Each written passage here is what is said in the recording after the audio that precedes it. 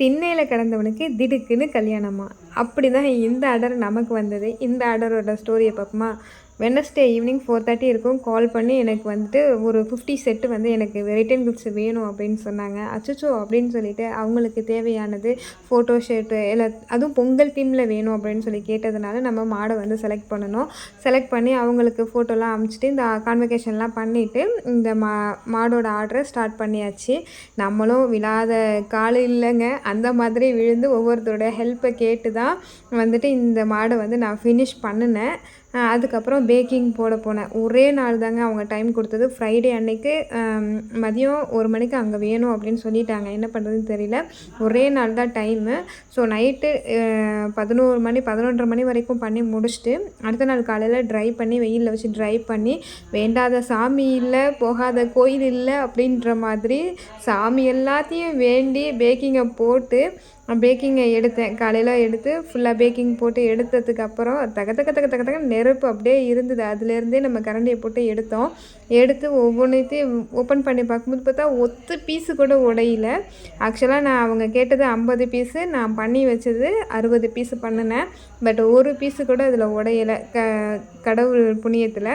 So அப்படி தான் வந்துட்டு எல்லாத்தையும் எடுத்து சுட சுட கையில் வைக்கும்போதே அத்தனை கொதிச்சுது. அது எல்லாமே இது பண்ணாமல் அப்படியே எடுத்து அந்த உட்டன் பிளேட்டில் எல்லாத்தையும் வச்சாச்சு. ஆனால் ஏன் நேரம் என்ன தெரியுமா, அந்த உட்டன் பிளேட்டில் டக்குன்னு ஒட்டிருச்சு. சரி, ஆஹா என்னடா இது அதில் உடையிலையே அப்படின்னு சொல்லி மனசை தேத்தும் போதே இங்கே பார்த்தா இங்கே ஓட்டிருச்சு.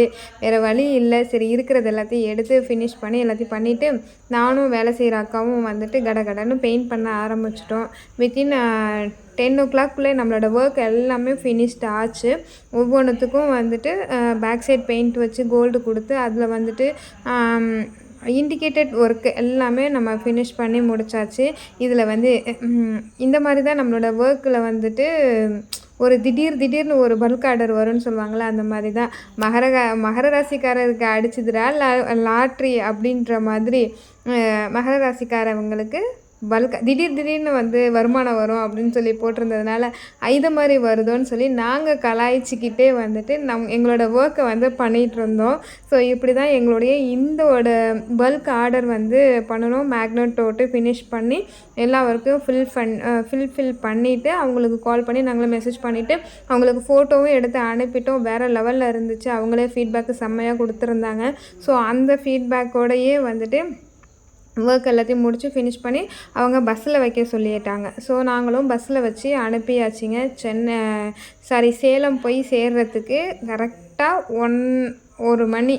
அவங்க கேட்டது வந்து எனக்கு 2 மணிக்குள்ளே வந்துடணுன்னாங்க. ஆனால் நாங்கள் கொடுத்த ப்ராசஸ் வந்து 1 மணிக்கெலாம் அவங்களுக்கு போய் ரீச் ஆகிட்டு ஓப்பன் பண்ணி பார்த்துட்டு அவங்களும் ஃபேக்டர் தான் எப்போவுமே நம்ம ப்ராடக்ட்டு.